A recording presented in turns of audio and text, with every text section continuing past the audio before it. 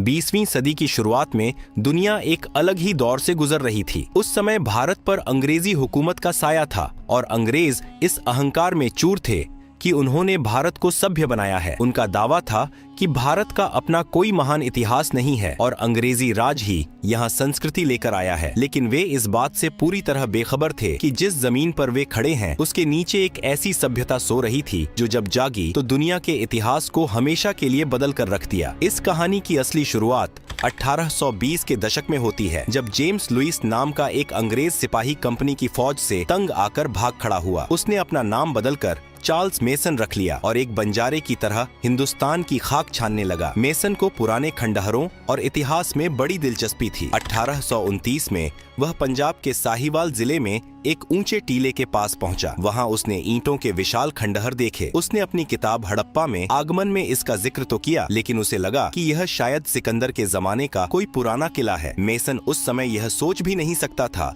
कि उसने मानव इतिहास की सबसे बड़ी खोज की दहलीज पर कदम रख दिया है। दशकों तक ये टीले खामोश रहे। फिर 1853 और 1856 में भारतीय पुरातत्व का जनक कहे जाने वाले सर अलेक्जेंडर कनिंघम ने हड़प्पा का दौरा किया। कनिंघम को वहां से कुछ पत्थर की अनोखी मोहरें मिली जिन पर एक अजीब सा जानवर और कुछ अज्ञात लिपि खुदी थी। कनिंघम हैरान थे क्योंकि ये मोहरें भारत में पाए जाने वाले किसी भी अन्य कालखंड से मेल नहीं खाती थीं। हालांकि पटरी बिछाने के काम के दौरान ठेकेदारों ने उन बेशकीमती ईंटों को गिट्टी समझकर उखाड़ दिया, जिससे इस सभ्यता का एक बड़ा हिस्सा हमेशा के लिए नष्ट हो गया। असली धमाका तब हुआ जब 1902 में सर जॉन मार्शल भारतीय पुरातत्व सर्वेक्षण के मुखिया बने। उनके नेतृत्व में 1920 के दशक में व्यवस्थित खुदाई का काम शुरू हुआ। 1921 में भारतीय पुरातत्वविद दयाराम साहनी ने हड़प्पा में खुदाई शुरू की और वहां से जो कुछ निकला उसने पूरी दुनिया को सन्न कर दिया। जमीन के नीचे से एक पूरा का पूरा शहर बाहर आ रहा था। अभी दुनिया इस खबर को हजम ही कर रही थी कि 1922 में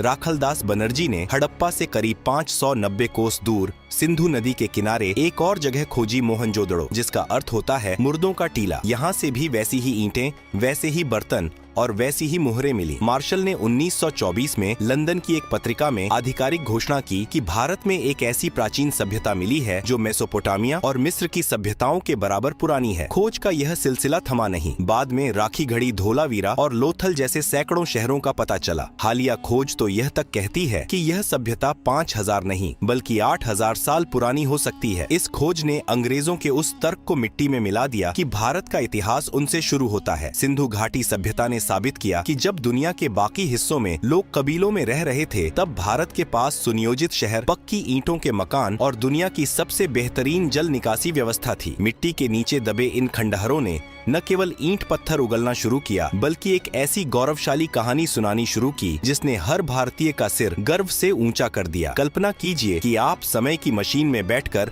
4500 साल पीछे चले गए हैं। आप एक ऐसे शहर की गलियों में खड़े हैं जहां शोर शराबा नहीं बल्कि एक व्यवस्थित अनुशासन है। सड़कें इतनी चौड़ी हैं कि 2 बैलगाड़ियां आसानी से निकल सकें और गलियां एक दूसरे को बिल्कुल 90 अंश के कोण पर काट रही हैं। यह सिंधु घाटी सभ्यता का एक आम शहर है। सिंधु घाटी के लोगों ने अपने शहरों को जाल जैसी योजना पर बसाया था। उनकी नगर योजना इतनी सटीक थी कि आज के आधुनिक निर्माता भी उसे देखकर दंग रह जाते हैं। शहर को मुख्य रूप से 2 हिस्सों में बांटा गया था। पहला हिस्सा था दुर्ग, जो एक ऊंचे चबूतरे पर बना था। यहाँ शहर की सबसे महत्वपूर्ण इमारतें जैसे अन्न भंडार और सभा भवन होते थे। दूसरा हिस्सा था निचला शहर, जहां आम नागरिक रहते थे। इन दोनों हिस्सों के चारों ओर पक्की ईंटों की विशाल दीवारें होती थीं, जो न केवल हमलावरों से बल्कि सिंधु नदी की विनाशकारी बाढ़ और जंगली जानवरों से भी सुरक्षा प्रदान करती थीं। सिंधु सभ्यता की सबसे बड़ी खासियत उनकी ईंटें थीं। चाहे शहर हड़प्पा हो, मोहनजोदड़ो हो या हजारों कोस दूर गुजरात का लोथल,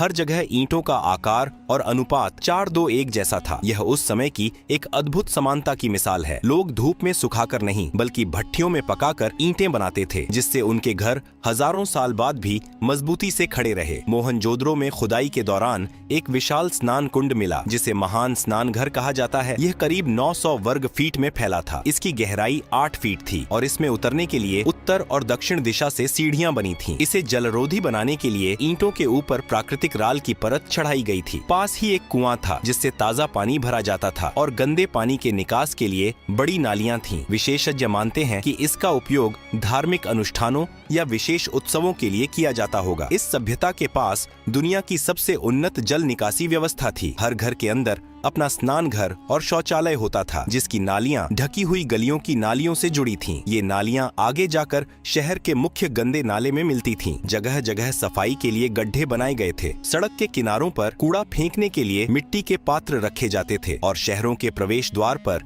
बड़े बड़े सूचना पट्ट लगे होते थे। साफ सफाई के प्रति ऐसी जागरूकता उस दौर में किसी चमत्कार से कम नहीं थी। इतनी बड़ी सभ्यता, इतनी बड़ी बनावट। लेकिन ताज्जुब की बात यह है कि यहाँ से किसी राजा के महल, किसी बड़ी मूर्ति या सेना के हथियारों का कोई सबूत नहीं मिला। मेसोपोटामिया और मिस्र में जहाँ राजाओं की बड़ी बड़ी समाधियाँ और मूर्तियाँ मिलती हैं, सिंधु घाटी में ऐसा कुछ नहीं था। यहाँ के लोग शांति प्रिय थे। ऐसा लगता है कि यहाँ का शासन शायद व्यापारियों या नगर परिषदों के हाथ में था। समाज में अमीर गरीब का भेद तो था, लेकिन वे मिलजुल कर रहते थे। उनके पास वजन तौलने के लिए एक समान पत्थर के बांट थे जो 16 के अनुपात में चलते थे। सिंधु घाटी के शहरों ने यह साबित किया कि खुशहाली और तरक्की के लिए युद्ध या तलवार की नहीं, बल्कि सही योजना और नागरिक अनुशासन की जरूरत होती है। सिंधु घाटी के लोग केवल काम ही नहीं करते थे, बल्कि वे जीवन का पूरा आनंद लेना जानते थे। उनके भोजन की थाली बहुत समृद्ध थी। वे लोग केवल शाकाहारी नहीं थे, बल्कि नदियों से पकड़ी गई मछलियां, कछुए और हिरण का मांस भी उनके आहार का हिस्सा था। वे लोग दूध और उससे बनी चीजों का उपयोग करते थे। अनाज को सुरक्षित रखने के लिए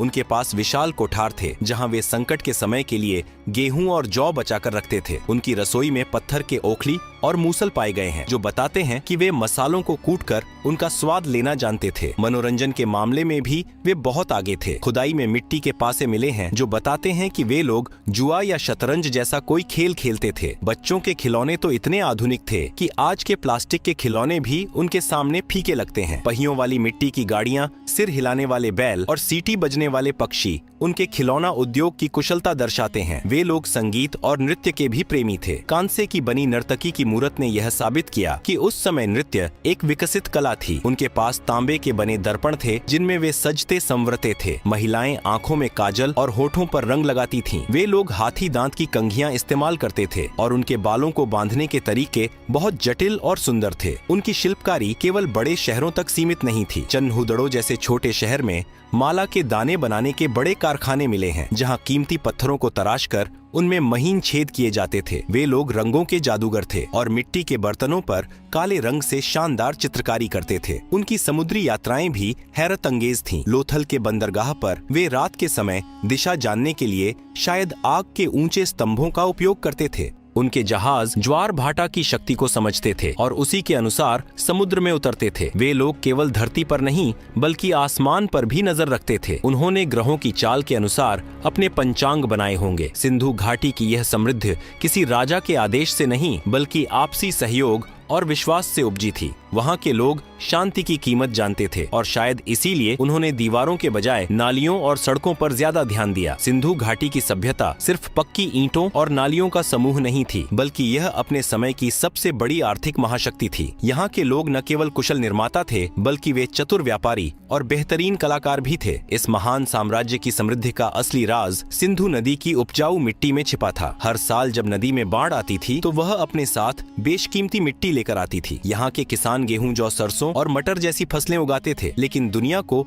इस सभ्यता की सबसे बड़ी देन थी कपास। सिंधु घाटी के लोग दुनिया के पहले ऐसे लोग थे जिन्होंने कपास की खेती करना और उससे कपड़ा बुनना सीखा। उन्होंने सिंचाई के लिए नहरों और जलाशयों का ऐसा जाल बनाया था कि अकाल का डर लगभग खत्म हो गया था। प्राचीन मेसोपोटामिया के शिलालेखों में एक रहस्यमयी देश मेलुहा का जिक्र मिलता है। इतिहासकार मानते हैं कि यह मेलुहा कोई और नहीं बल्कि सिंधु घाटी सभ्यता ही थी। कल्पना कीजिए, आज से 4,500 साल पहले सिंधु घाटी की नावें अरब सागर की लहरों को चीरती हुई मेसोपोटामिया के तटों तक पहुंचती थीं। गुजरात का लोथल दुनिया का पहला मानव निर्मित गोदीबाड़ा था। यहाँ से हाथी दांत की बनी चीजें, कीमती पत्थर, तांबा और बेशकीमती लकड़ियां भेजी जाती थीं। बदले में भारत में सोना, चांदी और ऊन आता था। व्यापार को सुचारू बनाने के लिए उन्होंने बाट और माप की एक ऐसी प्रणाली विकसित की थी जो पूरे साम्राज्य में एक जैसी थी। उनके पत्थर के बाट बहुत सटीक थे। खुदाई में मिली हजारों मोहरें इस सभ्यता की व्यापारिक समझ का सबसे बड़ा प्रमाण है। ये मोहरें पहचान का काम करती थीं। जब सामान की बोरियां भेजी जाती थीं, तो उनके ऊपर गीली मिट्टी लगाकर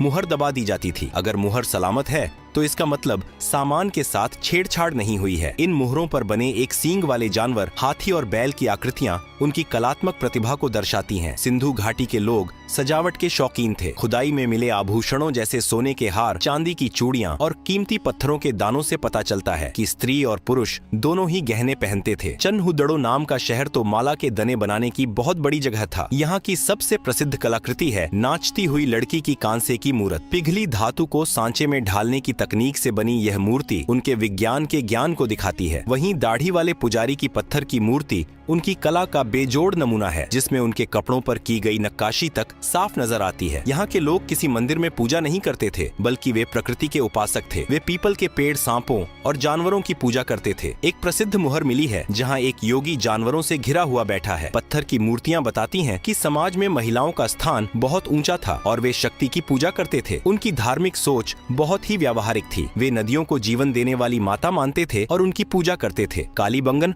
और लोथल जैसे स्थानों पर मिली हवन कुंडों की कतारें बताती हैं कि वे लोग अग्नि की पवित्रता में भी विश्वास रखते थे। उनके पास तावीज और गंडे भी मिले हैं, जो इशारा करते हैं कि वे बुरी शक्तियों से बचने के लिए कुछ टोने टोटके भी जानते थे। उनकी जीवन शैली इतनी संतुलित थी कि हर व्यक्ति के पास रहने के लिए सम्मानजनक स्थान था। श्रमिक आवासों की कतारें बताती हैं कि मजदूरों के कल्याण का भी ध्यान रखा जाता था। उनकी नगर व्यवस्था में कहीं भी कचरा बिखरा हुआ नहीं मिला, जो यह साबित करता है कि वे लोग स्वच्छता को ईश्वर के करीब मानते थे। यह सभ्यता केवल ईंटों का ढेर नहीं थी, बल्कि एक ऐसी सोच थी जो समय से बहुत आगे थी। आज के महानगरों को भी सिंधु घाटी के उन प्राचीन शहरों से बहुत कुछ सीखने की जरूरत है, जहां प्रकृति और प्रगति दोनों एक साथ चलते थे। सिंधु घाटी की संस्कृति ने यह सिखाया कि कैसे व्यापार और कला के दम पर एक शांतिपूर्ण और समृद्ध समाज खड़ा किया जा सकता है। लेकिन फिर कुछ ऐसा हुआ जिसने इस हंसती खेलती सभ्यता को खामोश कर दिया। इतिहास के पन्नों में सिंधु घाटी सभ्यता एक ऐसी अनसुलझी पहेली की तरह है जिसका अंतिम पाठ आज भी अधूरा है। हमने उनके शानदार शहरों को देखा, उनके व्यापारिक कौशल को समझा, लेकिन एक चीज ऐसी है जो पिछले 100 सालों से